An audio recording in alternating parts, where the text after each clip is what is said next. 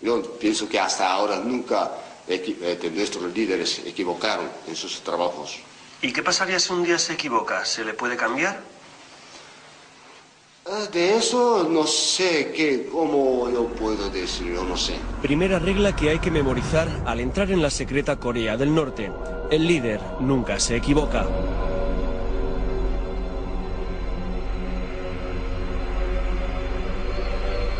Esta es una reproducción del mítico paralelo 38 que separa desde hace 54 años a las dos Coreas. Es la última frontera de la Guerra Fría. A este lado de la maqueta, la hermética y huraña Corea del Norte. Al otro lado, la emergente potencia económica de Corea del Sur. Un armisticio no es un tratado de paz, por tanto, ambos ejércitos siguen en pie de guerra. Exacto. Una delgada línea separa dos mundos distintos y antagónicos. Una línea que parte en dos esos barracones. De color ceniza, el próspero y democrático sur. De color arena, el empobrecido y dictatorial norte. Dos concepciones que se reflejan en la compostura de sus soldados, marciales e imperturbables los del norte, mientras que sus enemigos del sur, apoyados por 30.000 soldados norteamericanos, se fotografían unos a otros procurando no pisar la línea roja. Una raya que atraviesa por el centro 7 barracones de madera. Cuando hay visita, se avisa a los del otro lado para que salgan y cierren con llave la puerta que comunica ambos mundos.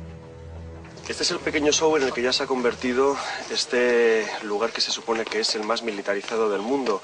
Soldados que hacen guardia enfrente de una línea blanca, soldados supuestamente enemigos que se hacen fotos a su vez sin pasar esa línea, todo bajo los focos de los pocos turistas que han logrado entrar aquí para ver esta zona que se supone que es la más nuclearizada y la más militarizada del mundo.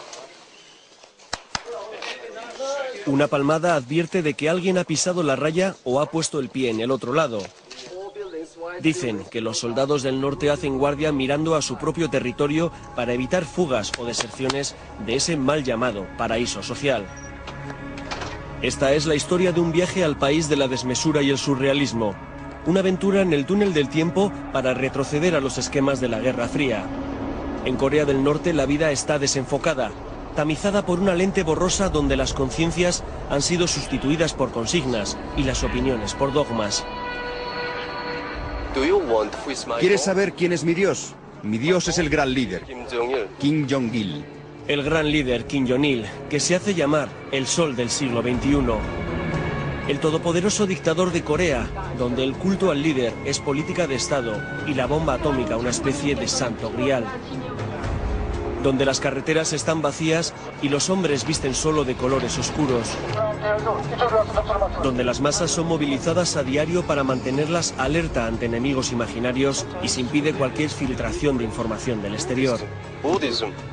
Un inmenso gulag de inspiración estalinista donde todo el mundo es supuestamente igual, aunque las élites del partido se muevan en Mercedes y el resto del pueblo lo haga en bicicleta. Un lugar donde todavía hay campos de concentración para disidentes políticos y los periodistas se tienen que camuflar de turistas para entrar. Para empezar, yo que soy periodista, he tenido que decir que soy un artista freelance. Tú también has dicho que eres un profesor de historia, que tenemos que hacer muchas preguntas que suelen ser casi siempre acogidas con mucho recelo, mucha sospecha por parte de nuestros guías. Guía es la palabra amable para llamar a los agentes del gobierno que se encargan de vigilar a nuestro grupo. Yes.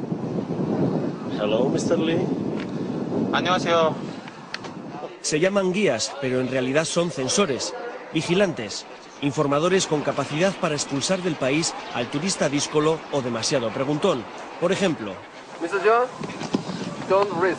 Y todo por enfocar a 3 hombres empujando un camión averiado. Las directrices de todos estos vigilantes las da el señor Pak Kwan, al que todos llaman Pak Tonchi, camarada Pak. Relevante miembro del aparato del partido, es secretario general en el organigrama del gobierno y habla español. Es que, mira, nosotros sí estamos orgullosos de tener esta fuerza de defensa con las armas nucleares. Orgulloso de tener la bomba atómica. Su edad, su puesto y unos cuantos años en Cuba le han dado una visión política un poco menos rigorista que la que tienen sus hombres, auténticos mastines de la ortodoxia comunista. Él se permite algunos comentarios en privado que nunca reconocerá en público y tiene cierto olfato para detectar periodistas o espías entre los restringidos grupos de turistas que él tutela. Hay también algunos agentes que pueden ser espía, enviado o comprado por alguien, por CIA de Estados Unidos.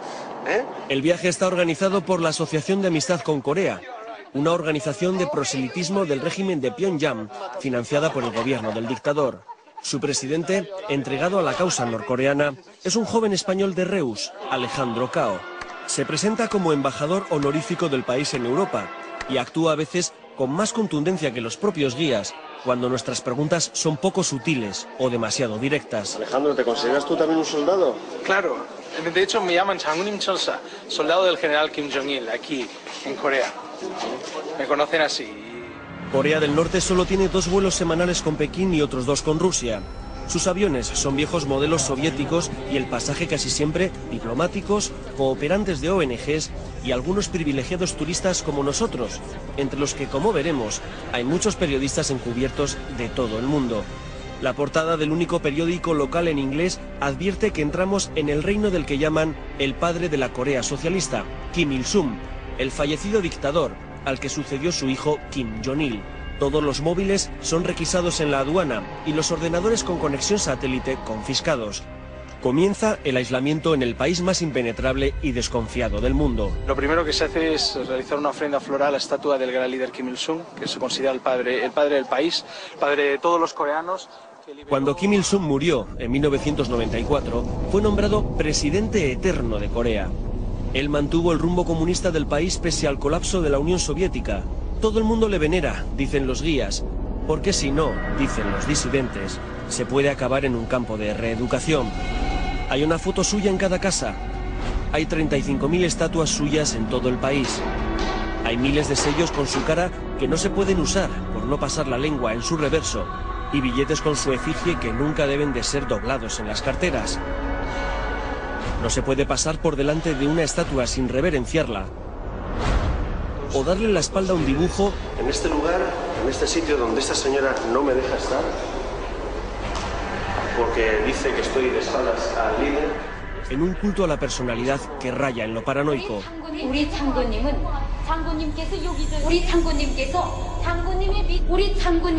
Changunim Keso, nuestro general.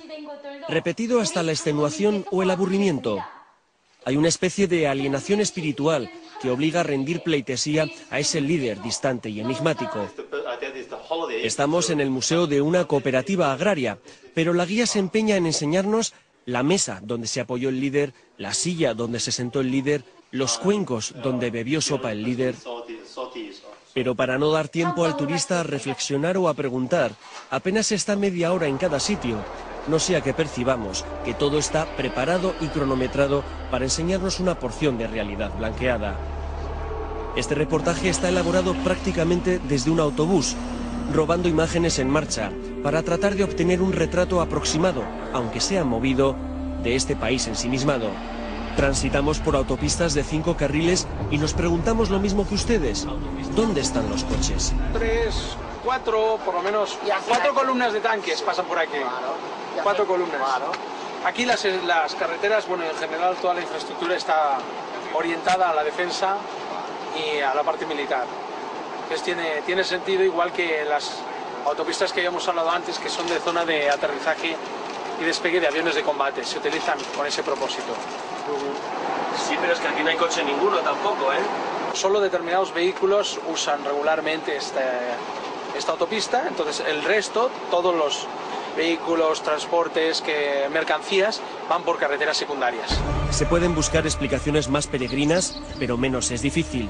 En caso de guerra, lo primero en ser destruidos serán este tipo de infraestructuras. Sin embargo, Alejandro y el resto de guías se empeñan en esconder algo tan sencillo como que la ausencia de vehículos se debe a que en este país no hay propiedad privada y que el embargo internacional provoca la carestía del combustible. Por esos 2 motivos, pero sobre todo por el de no colapsar las carreteras y no polucionar y ahorrar energía, son los motivos por los cuales no hay vehículos privados. Se apela al medio ambiente, pero se levantan fábricas en medio de la ciudad.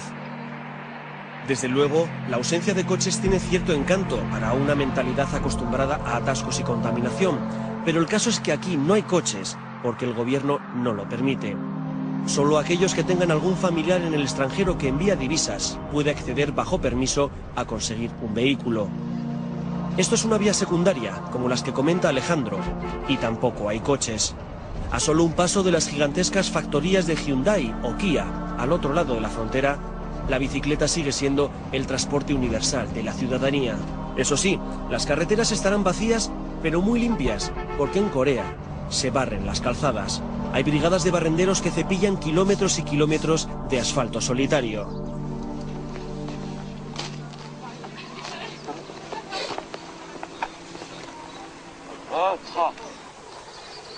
Pues en lo que he tardado en bajar del autobús, a este señor le han dicho que se aleje para que no le podamos sacar mientras está barriendo en solitario una carretera por la que no pasa ni un solo coche. El guía asegura que se va por timidez, pero el desconcierto en su rostro indica otra cosa. ¿Es otro de esos músculos inútiles, desperdiciado en labores absurdas, o es un represaliado político que se va para no complicar más su condena? Para que nuestro grupo de turistas tenga el menor contacto posible con la población civil, se nos aloja en un hotel de las afueras, muy lejos del centro, solos y aislados. Los cortes de energía solo dan agua caliente 2 veces al día. En la televisión, a todas horas, una alienante programación patriótica. Las órdenes recibidas nada más llegar son expeditivas. Queda terminantemente prohibido salir solo del hotel o tener cualquier contacto con coreanos. Y no es una broma. Paul Burrow, un londinense de 24 años, fue amonestado públicamente y amenazado con la expulsión del país por dar una vuelta alrededor de un hotel donde el grupo acababa de cenar. ¿Qué fue lo que hizo? Pues se largó por ahí por Pyongyang, estuvo entrando en toda la central de trenes de Pyongyang, y estuvo allí, compró algunos refrescos y esto. Este país es un país totalmente preparado para la defensa, preparado para la guerra. Entonces, igualmente que todos son soldados y saben hacer una formación, todo el mundo está alerta de cualquier posible infiltración extranjera. And Paul, have you apologized? Did you apologize? I totally apologise if I got Alex or any of the guys in trouble. Absolutely, because that was never my intention. La pulcritud, el orden, la limpieza enmascaran la ausencia de trabajo y ocupación. No hay papeleo ni clientes. Disponen de 500 habitaciones, pero todas las llaves están en la recepción. Estamos en cuarentena. ¿Por qué no podemos salir solos a dar un paseo por Pyongyang? No, absolutamente una pregunta tonta. Nosotros queremos evitar algún accidente posible. Queremos ofrecerles, garantizarlos con toda la seguridad personal de ustedes. Es la paranoia de la seguridad, la alucinación sobre un enemigo invisible. Internet no existe, aunque se pueden enviar emails a través de una línea restringida y controlada. Eso sí, los mensajes son traducidos y analizados. Estas funcionarias, por ejemplo, ni siquiera disimulan a la hora de espiar el mensaje del brasileño Marco Resende, otro periodista transmutado en empresario. ¿Por qué crees que estaban intentando ver tu email? Mas imagino que era para controlar el conteúdo. De manera excepcional, el gobierno norcoreano ha permitido la entrada de 5 turistas norteamericanos. 5 turistas enemigos. Desde la olvidada guerra de los años 50, Estados Unidos se ha convertido en el gran satán para Corea. Y Corea, desde hace unos años, en uno de los vértices del llamado por George Bush, eje del mal. This is a present for the dear leader, Kim Jong-il, and it's a... Are you American? Yes, I'm from the United States, from Virginia. And you call President the dear President? The dear leader. The dear leader. Kim Jong-il, yes. Puede que el señor Borden aprecie mucho al querido líder, pero Kim Jong-il ha decidido que los norteamericanos solo pueden estar 3 días en Corea. Eso sí, al mismo precio que pagamos el resto por semana y media. El regalo de George Borden acabará en este faraónico museo, donde están los más de 200.000 presentes recibidos por el dictador padre y el dictador hijo en 50 años.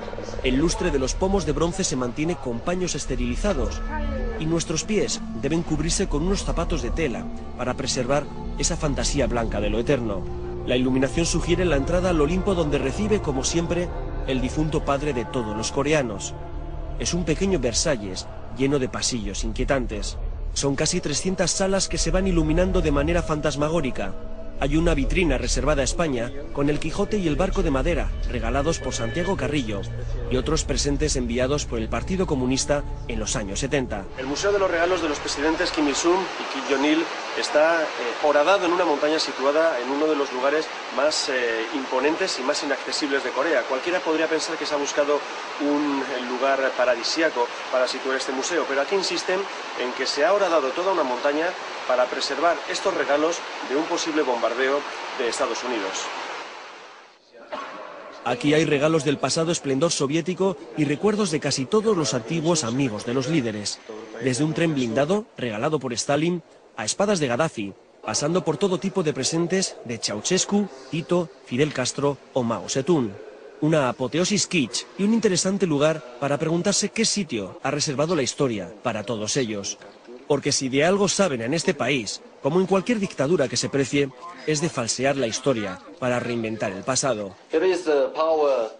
Aquí hay un arma de guerra utilizada por los antiguos coreanos, que se parece mucho a un misil. En este museo de la ciudad de Kaesong se pretende hacer creer, con unos burdos dibujos, que los coreanos inventaron los misiles hace cientos de años, y de ahí les viene la tradición nuclear.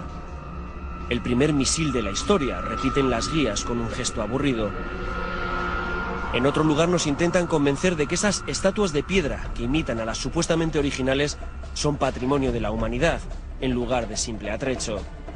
Lo único que está certificado en este lugar como valor arqueológico por la UNESCO es una tumba real, pero acostumbrados a visitantes dóciles, los guías repiten las mentiras como si nada. Toda dictadura apela a un supuesto pasado mítico e imperial. Toda dinastía autoritaria, como la de los Kim, busca legitimación en antiguas estirpes guerreras. Estos son restos de los misioneros que enviaban a los Estados Unidos con el objeto de sabotear a Corea, efectuar actividades sobre todo de espionaje. El llamado Museo de las Atrocidades de Sinchon es otro de esos lugares donde 200.000 escolares al año aprenden a renovar su odio contra Estados Unidos.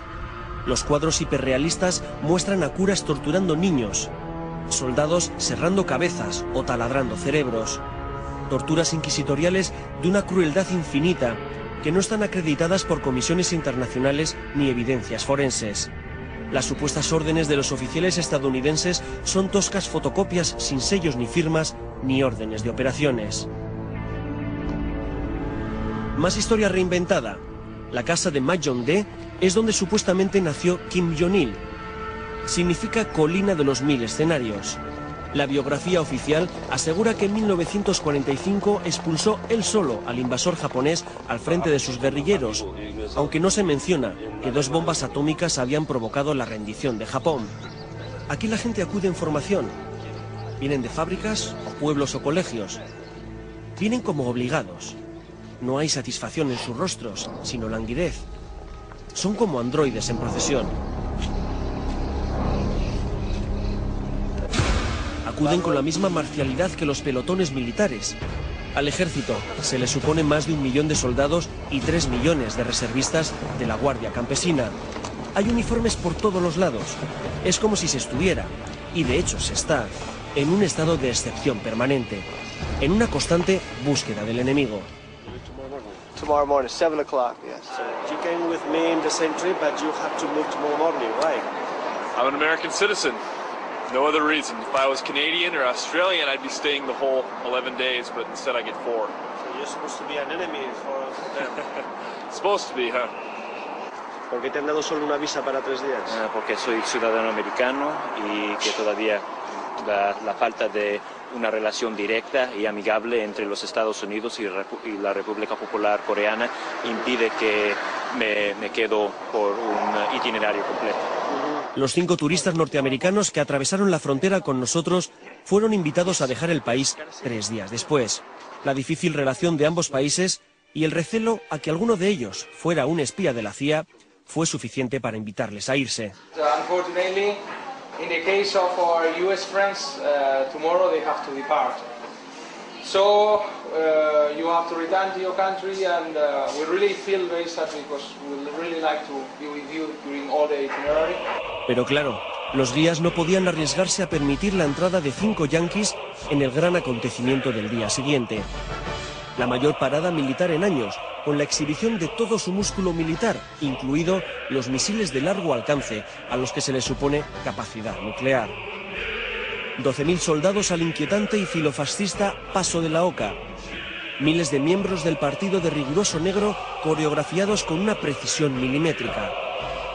Una movilización de masas que recuerda cierta iconografía nazi. Canciones épicas. Letras que dicen al líder: si tú no existes, nosotros tampoco existimos. Y nosotros, los turistas periodistas, reteniendo todas esas imágenes en la memoria porque nos impidieron pasar la cámara. Memorizando las lágrimas entre los asistentes, las muestras de histeria colectiva, los gritos de júbilo al líder porque en la tribuna solo estaban los incondicionables del régimen. Y el visitante que ve pasar esos misiles al lado, que ve cómo la gente puede acercarse a tocarlos en el parking, a bromear, haciendo como que aprietan el botón de la lanzadera. El visitante que imagina los millones de euros que puede costar cada misil para un país tan miserable, cuando se recupera de la impresión de estar rodeado de lunáticos, pregunta a uno de los responsables de nuestra vigilancia por la bomba nuclear. No tenemos armas nucleares para amenazar a otros países, no. Es solo para autodefensa.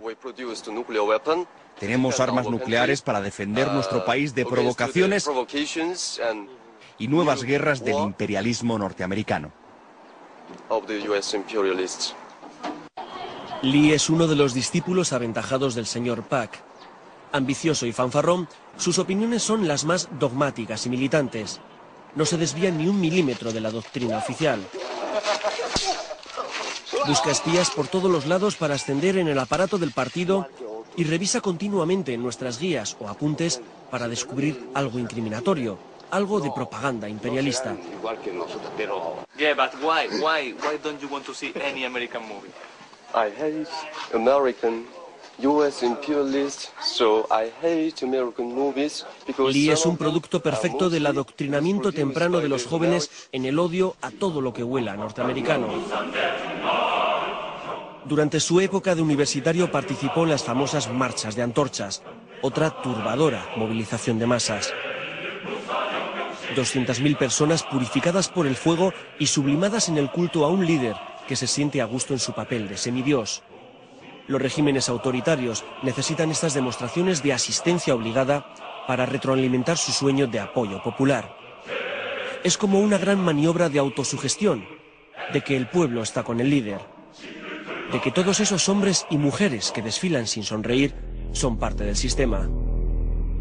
Kim Jong-il visita, Kim Jong-il proporciona, Kim Jong-il inspecciona. En todas las portadas, en todos los periódicos, siempre sale una fotografía del gran líder en esa primera página. Un líder que debe tener el don de la ubicuidad porque está en todos los sitios y sabe de todo. ¿Cómo se consigue esa alienación? Con un férreo programa de anestesia colectiva y falta de información.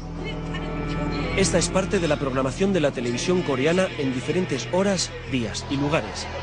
Están los programas de coros del Ejército Popular. Los informativos donde se alaba la última inauguración del gran líder. Los grupos de danza de la milicia. Las obras de teatro protagonizadas por soldados. Las últimas maniobras bélicas. Las películas de guerra donde Corea siempre gana. Y por supuesto, el himno y la bandera. La hipnosis de todo un pueblo, basada en la repetición de grandes mentiras y la glorificación del liderazgo. Estoy revisando un periódico y encuentro que el querido líder está en la primera noticia, en el titular. Luego la segunda noticia también está aquí. Y si nos vamos a otra página, encontramos Kim Jong-il de nuevo en un titular. Aquí también una noticia distinta. Aquí también. En esta también está Kim Jong-il. Esta es otra noticia distinta, también está Kim Jong-il. A Coreia do Norte está nas mãos de uma ditadura militar. E como toda ditadura militar, ela precisa manter a população num estado paranoico de permanente mobilização. Marco trabaja para la revista brasileña Época, aunque ha dicho que era director de marketing. La entrevista se realiza en su habitación tras confesar que él también es periodista. No somos los únicos. Pablo, del diario ABC, se ha colado como artista. Y Sasha, un reportero croata, ha dicho que era músico. Solo los últimos días del viaje, y tras superar la sensación de recelo y sospecha creada por los guías, se desvelan las verdaderas identidades. En Corea las paredes se escuchan, así que hay que hablar bajo en las habitaciones. No encuentro diferencias entre las movilizaciones nazis y las que hemos visto aquí. Uno de los grandes orgullos del régimen norcoreano es el llamado Arirang, un fastuoso y faraónico espectáculo de gimnasia masiva que se celebra todos los días durante 2 meses al año. La coreografía es perfecta y la representación consigue hechizar por su colorido, su grandiosidad y su complicación técnica, pero es una enorme excentricidad.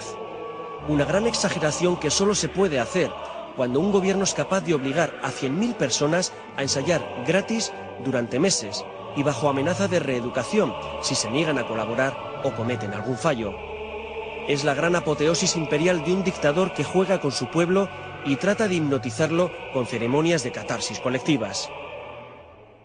Las canciones patrióticas y de apoyo al líder se escuchan por todos los lados, en el campo, en las fábricas, en el metro de la capital, construido muy profundo para ser utilizado, dicen, de refugio en caso de ataque. Larga vida al hijo del siglo XXI, dice el mural del fondo. Si uno se queda solo en lo estético, el metro impresiona. Si uno trata de hablar con la gente, también se impresiona. Veamos al señor Cho, nuestro guardián de hoy, ahuyentar a cualquier posible entrevistado. Supuestamente está preguntando a este hombre si quiere hablar conmigo, pero realmente le está ordenando que se vaya. ¿Lo intentamos una segunda vez? Lo intentamos una tercera vez. Solo tras decirle que tengo la sensación de estar viendo fantasmas y estar convencido de que los está ahuyentando, el señor Cho obliga a una jovencita a decir a cámara su nombre y traducir que va a comer a casa de una amiga. Parecem guias, mas na verdade são agentes desse regime. E o objetivo deles não é nos mostrar o país. O objetivo deles é controlar o que nós fazemos. Aquí hemos visto cosas tan sorprendentes, tan kafkianas, cosas que podrían aparecer en el libro 1984 de Orwell, que todo sería demasiado divertido si no fuera tan triste como es para la mayoría de la gente que tiene que sufrir este sistema donde evidentemente no hay libertad. No se puede hablar con los pasajeros en el metro, pero sí podemos grabar los misiles del cartel que hay a la salida de la estación. La óptica informativa de una dictadura militar es peculiar y, sobre todo, impredecible.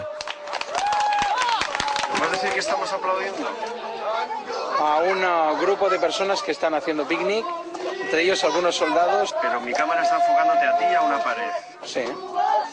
¿Me puedes explicar por qué no me puedo dar la vuelta? Porque nuestros guías han dicho que no se debe filmar.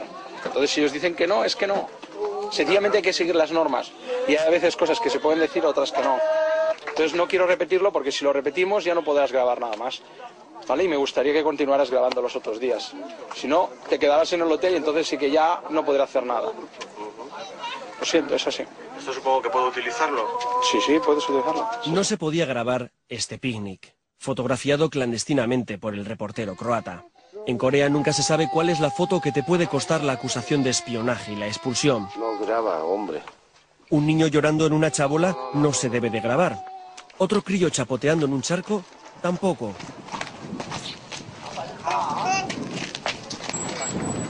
Esta otra imagen refleja una postal de tarde en un parque de la ciudad de Sinchon.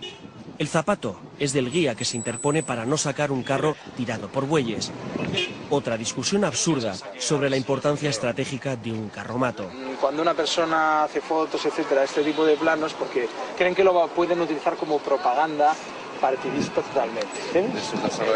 ¿El buey y el carro estaba en este parque o no? Claro que sí, claro que sí. Pero ¿por qué el 90% de personas que vienen aquí solo sacan el buey y el carro y no sacan el resto? Ese es el problema que tenemos.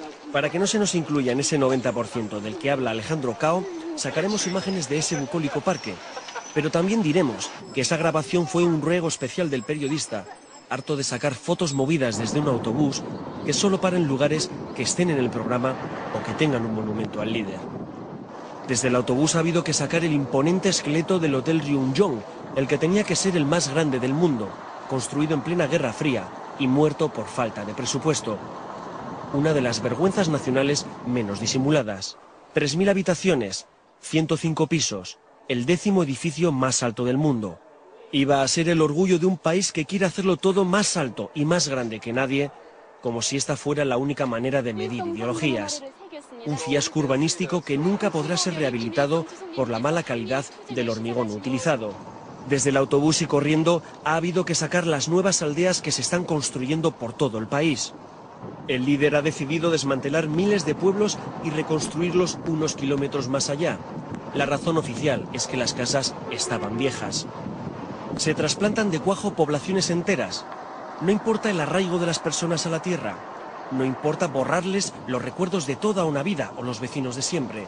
La orden es trasladarse y punto. Si tan orgullosos están de estas migraciones forzosas, ¿por qué no verlas de cerca? ¿Es tan fácil cambiar a la gente de su hogar? ¿O estamos grabando lo que muchas organizaciones de derechos humanos llaman gulags? Lo que muchos disidentes y muchas fotografías aéreas señalan como campos de trabajo forzoso para disidentes políticos. ¿Es cierto que hay miles de presos políticos en este país? Es totalmente mentira. ¿Es cierto que existen campos de internamiento o de reeducación política para ese tipo de gente? Ya se han desaparecido. Ya ahora no funciona. ¿Es cierto que existieron al menos durante unos años o hasta hace unos años centros de reeducación? Unos 2 o 3 años sí, estaba funcionando y ahora ya se han desaparecido. No se huye nadie. Estamos hablando que hasta el año 2005. Naciones Unidas, Amnistía Internacional, el Observatorio de Derechos Humanos y muchas otras prestigiosas instituciones han denunciado la existencia de esos campos llamados de reeducación y que el secretario general Pak Kwam reconoce hasta hace 2 años. Lugares donde el disidente político es condenado sin juicio y recluido junto a padres e hijos para evitar su fuga. Se arrepentían de lo que habían hecho. Se calcula que puede haber hasta 200.000 presos políticos en estos momentos. El relator especial de la ONU sobre derechos humanos en Corea del Norte asegura que solamente por criticar el sistema económico comunista del país hay hasta 104 tipos de delitos de cárcel. Sí, cuando estaban devueltos, nosotros queríamos reeducarlos a través del trabajo en el campo. ¿Trabajo forzado? Forzado. ¿De cuánta gente estamos hablando? No sé exactamente la cifra. Como en los antiguos países del este, en un estado de continua sospecha, cualquier rencilla, envidia o problema de celos es resuelto con una improbada acusación de traición a la patria. Una simple crítica sobre la calidad de la comida puede llevar a alguien a la cárcel por anticomunista. Por eso se ven tantas miradas tristes. Por eso la gente tiene pánico a hablar con el extranjero, por temor a meter la pata sin querer y acabar reeducado. ¿Pero ella sabe escribir y leer? 글수 읽을 줄 압니까? 아직은 모릅니다. 아니. 지금 모릅니다. 네. Sí, porque todo el mundo aquí sabe escribir y leer. Para él es una pregunta sospechosa. El señor Pak se enfada y no sabemos si está traduciendo lo que ha dicho la campesina o aportando de su propia cosecha. El gobierno norcoreano asegura que el 99% de sus 22 millones de habitantes sabe leer y escribir y lo considera uno de los estandartes de su revolución, pero no aporta datos sobre el analfabetismo funcional, sobre los miles de personas que no tienen acceso a educación superior porque son destinadas obligatoriamente al campo. Según el talento que tienen. Sí. Y si no, entonces debe trabajar. Según talento quiere decir que solo los mejores estudian. Esta jovencita, llamada Ram, trabaja en la brigada número 1 de verduras de la cooperativa Migok. Con una economía casi de subsistencia, basada en el cultivo del arroz, con técnicas rudimentarias, algunos tractores, gran parte de la población es obligada a trabajar en el campo para alimentar al resto del país. Vamos a construir nuestra patria con arroz, dice este letrero. Lo que los guías nos presentan como una consigna campesina Es para algunos diplomáticos y expertos en Corea del Norte una prueba de que podría tratarse de un campo de reeducación. Nunca sabremos si hemos hablado con una campesina o con una represaliada política condenada a trabajos forzados, porque en Corea nunca nada es como parece. Bueno, pues hemos pedido que nos enseñen la típica casa coreana y nos han traído una especie de casa museo visitada por el presidente de la nación, en la que todo está en su sitio, todo está limpio y todo parece que ha sido colocado a posta para que parezca lo que seguramente no es, una típica casa coreana. Queríamos ver una casa campesina al azar, pero en Corea el azar no existe. La casa ya estaba preparada, aunque todo ha parecido improvisado. Se trata de una familia modélica, fotografiada, qué casualidad, con el líder. Con una cocina inmaculada, unos pequeños cultivos en el jardín, la guerrera del dueño con las medallas conseguidas. Una familia ejemplar, porque en Corea se divide a la población en tres clases: los centrales, como los de esta casa, los oscilantes y los incorregibles. Una especie de inventario social o de clase, cada uno con sus propios derechos, obligaciones, privilegios o castigos. ¿Es cierto que existen campos de internamiento para deficientes mentales o deficientes físicos? No, de eso no solo trabajos en el campo, solo lo que hacen los campesinos de hoy. ¿Pero hay cooperativas que se montan exclusivamente para gente con deficiencias físicas? No, solo como en las granjas de cooperativas normales. Solo ellos estaban como aparte de los campesinos de la misma granja. Este señor que porta unas muletas es lo más parecido que hemos visto a una minusvalía física. Tampoco hemos visto ningún deficiente mental, porque como reconoce el señor Park, la espartana Corea del Norte encierra a sus disminuidos en granjas y cooperativas donde se dedican a trabajar a destajo como mano de obra defectuosa. El dictador Kim Jong-il trata a su pueblo como si fueran figuritas folclóricas de escayola. Su país es como un enorme juguete de hombres y mujeres sometidos a su voluntad. Cada uno tiene su puesto y su función, y si se rompe, se repone. El gobierno ha reconocido que hubo más de 300.000 muertos durante la gran hambruna de hace 5 años. El líder le puso nombre a esa época terrible, la Marcha Penosa. Algunas ONGs elevan la cifra a casi 2 millones de muertos por hambre. Entonces, quedan secuelas. Es una fábrica de la producción humana incesante. Visitamos una maternidad, aunque en la terminología marxista del señor Park sea una especie de stajanovista paritorio de ciudadanos trabajadores. Todo vuelve a estar en su sitio y no se nos permite mirar donde no está previsto. La sanidad es uno de los grandes logros del país, aunque hay numerosas denuncias de la Organización Mundial de la Salud sobre el estado de muchos de los hospitales. La responsable de la maternidad nos pasea por todos los laboratorios y nos enseña madres que acaban de parir. Casualmente, uno de los bebés nació el mismo día que el líder, 2 semanas antes de esta grabación. Preguntamos a otra madre por el nombre del bebé. Indecisión, duda, madre que no sabe, que no contesta, y entre el guía y la directora la sacan del apuro.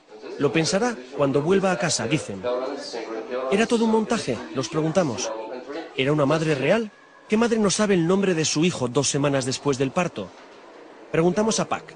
Antes del parto, así, la pareja ya tiene nombre de su hijo o de su hija. La directora de la maternidad nos cuenta orgullosa que han comprado 105 nuevas incubadoras, pero oculta que según el último informe de UNICEF, el 30% de los recién nacidos en Corea son prematuros debido a la escasa alimentación de las madres y la pobre calidad de la comida. El 34% de las mujeres norcoreanas sufre anemia y la falta de proteínas, grasas y micronutrientes provoca que el 23% de los niños estén técnicamente desnutridos. Algo que ha empezado a hacer mella incluso en el ejército, donde se ha tenido que reducir la altura mínima exigida para el servicio militar de 1,50 a 1,30. Y eso que el ejército es la institución más venerada del país. Hay cementerios y estelas funerarias en recuerdo de los mártires por todos los lados. La disciplina castrense impregna cualquier acontecimiento social, porque aquí hasta el ocio también está controlado y programado. No hay ninguna familia en Pyongyang que no haya visitado el famoso y extravagante Museo de las Flores y no se haya fotografiado con miradas de trámite ante la imagen de los 2 líderes, padre e hijo. Aquí solo hay begonias rojas y orquídeas moradas, modificadas genéticamente, y a las que se les ha dado el vanidoso nombre de Kim Il-sunias y Kim Jong-ilias en honor de los dos dirigentes. Entre los centros de flores dedicados a los líderes se pueden ver incongruencias visuales como estas pistolas sobre pétalos rojos o reproducciones de misiles entre ramos de orquídeas. Son flores para el pueblo, rezan los carteles, entregadas por los dos padres de la patria. El gran líder ha escrito centenares de libros como este, ha diseñado la ciudad entera, ha pensado en sus plazas, en sus monumentos, ha inventado nuevos sistemas hidráulicos, software para ordenador, ha logrado la bomba atómica y todo lo ha hecho él. Dicen aquí que es porque tan solo duerme 3 horas diarias, y es que uno de los primeros objetivos de cualquier régimen totalitario es eliminar la capacidad crítica y reflexiva de sus ciudadanos. La Torre Juche pasa por ser, como no, el monolito más alto del mundo. Está erigida a la ideología del mismo nombre creada por el presidente Kim Il-sung. Básicamente, es un marxismo-leninismo redefinido con elementos confucianos y que se resume, según la experta, en una frase. El hombre es el maestro de todo y decide sobre todas las cosas. Si cambiáramos el enunciado y dijéramos que el líder es el maestro y que el líder decide sobre todas las cosas, estaríamos ajustando mejor el ideario Juche. Una teoría mantenida en base al absoluto desconocimiento de otras realidades sociales que pudieran contaminar este paraíso social. Por eso, hasta la especialista hace preguntas tan sorprendentes como esta. En tu país, por ejemplo, ¿todo el mundo tiene derecho al voto o puede presentarse a las elecciones? El aislamiento es imprescindible para mantener una gran mentira. Por eso se reescriben las biografías oficiales de los líderes, para dotarlos de un pasado heroico y cierta pátina intelectual. Por eso se levanta un colosal parlamento para 700 diputados que, sin embargo, solo se reúne una vez al año. Por eso los diccionarios enseñan a decir buenos días en coreano o deseo una larga vida al camarada presidente. Y por eso se le adjudican al líder poderes sobrenaturales o se inventan estadísticas. ¿Qué estás leyendo, Valentín? Pues un libro sobre las construcciones en Corea del Norte. ¿Qué tal está? Pues la verdad es que bastante sorprendente, porque son capaces de construir viviendas en 4 minutos y 54 segundos y en un día entero pues construyen apartamentos para 200 familias. ¿Eso es un libro oficial? Pues sí, editado por el gobierno de Corea del Norte. Qué desmesura, ¿no? Pues diría yo que sí. Vamos, Valentín Plamenov es búlgaro, vive en Madrid y trabaja para un mayorista portugués de viajes. Se crió en los años 80 en un régimen muy parecido a este, por eso es capaz de detectar las pequeñas sombras que acechan a esta versión del comunismo a la coreana. Son pequeñas contradicciones que han empezado a socavar siquiera superficialmente la marmórea ideología norcoreana. Desde hace unos años se han abierto boleras y salas de juego donde acuden los hijos de las élites urbanas. Se juega sin dinero para evitar la ludopatía, pero jugar se juega. Así, de esta manera, nosotros mantenemos entre la juventud el espíritu socialista, no el espíritu capitalista. Las autoridades han permitido la apertura de un casino en los sótanos de un gran hotel. Al lado incluso una sala de masajes, donde se pueden comprar los servicios de una prostituta. El precio es muy alto, advierte el intermediario chino, en un lugar que se precia de ser impermeable a la pornografía. Juego y sexo de pago corrompiendo esta supuesta Arcadia socialista, donde, y siguen las contradicciones, funcionarios como el señor Pak aseguran que viven con un salario de €1 al mes. Pero nosotros con $1 vivimos. ¿Pero eso qué? ¿De qué manera? Tenemos un sistema estatal de suministro muy fuerte, garantizar la vida gracias a este sistema de suministro estatal. La vida de los coreanos está bien garantizada. Pero tan solo las gafas y el reloj que llevas cuestan más de $1. Claro. ¿Cómo accedes a ello? ¿Qué? Es ¿cómo yo puedo explicar? Estás diciendo que gastarías el salario de todo un mes, que es $1, pero para comprarte gafas. Es el método del cálculo de los occidentales, no el método de cálculo de los coreanos. Los números son los números. Da igual que sea occidental o coreano. Ya no joda más. Según PAC, el Estado suministra al mes a cada persona 15 kilos de arroz, 3 de carne y 16 huevos. Todo lo que no sea eso debe de ser comprado, por lo que está floreciendo un mercado negro de primera necesidad que los dirigentes no niegan, pero que llaman mercado secundario. Cada vez más ciudadanos acceden a los restaurantes estatales subvencionados a comer, por ejemplo, uno de los platos típicos, carne de perro, un manjar para algunos de nuestros circunspectos guías. You like the dog? Salud. Cheers. Yeah? How does it taste? It is dog meat. Corea del Norte es un régimen anciano y anquilosado que se mueve lentamente, pero se mueve. La aportación coreana a la hoz y el martillo comunista es un pincel que simboliza la presencia de los intelectuales en la revolución. Otra mentira de Estado. En Corea no hay pensadores, sino propagandistas del caudillo. No hay poetas o escritores, sino trovadores del régimen. El intelectual es crítico por naturaleza, el artista es indisciplinado.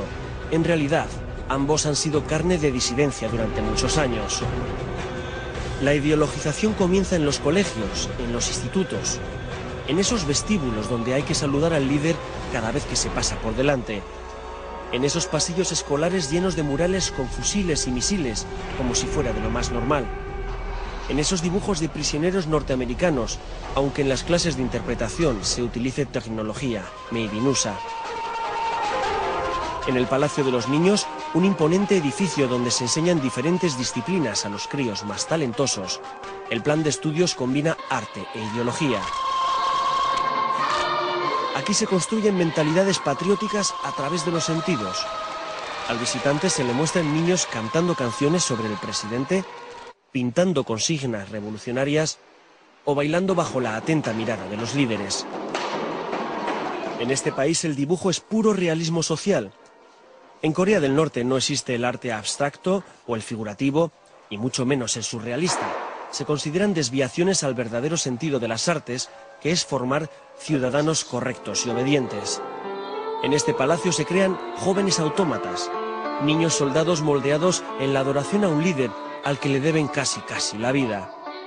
Como dice el presidente de una organización surcoreana que trabaja para la unificación de ambos países, no creo que sea bueno ese entrenamiento ideológico en la educación de los niños. Corea en la época de Kim Il-sung es el título de uno de los libros que se pueden adquirir en la librería de la Biblioteca Nacional de Corea. Otra vez, un edificio gigantesco y una guía que se empeña en darnos todos los números y datos de carrerilla. Millones y millones de libros, entre los que pedimos a la responsable, por probar, el 1984 de Orwell, la obra maestra sobre los totalitarismos. No, preferimos tener libros útiles, tecnológicos, que ayuden y enseñen a la gente. Los libros que critican sistemas socialistas comunistas, lógicamente, que no son partidarios de la ideología y del sistema que existe en el país, normalmente no son permitidos.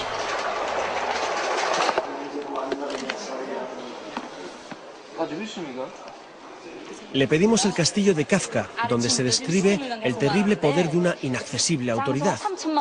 Tampoco lo conocen. ¿Qué obras interesan entonces? Pues, por ejemplo, los 18.000 libros escritos por el caudillo Kim Il-sung de su puño y letra. Sí, 18.000. Ya sé que se sorprenden, pero además son libros muy intensos y muy profundos. Lo dice el doctor en filosofía y encargado del Departamento de Ciencias Políticas, Ri Son-chol. El profesor Ri asegura que se los ha leído todos. Le hacemos ver que es imposible escribir 18.000 libros y sonríe. Sonríe hasta el director de la biblioteca, cuando le digo que eso significa escribir un libro al día durante 49 años.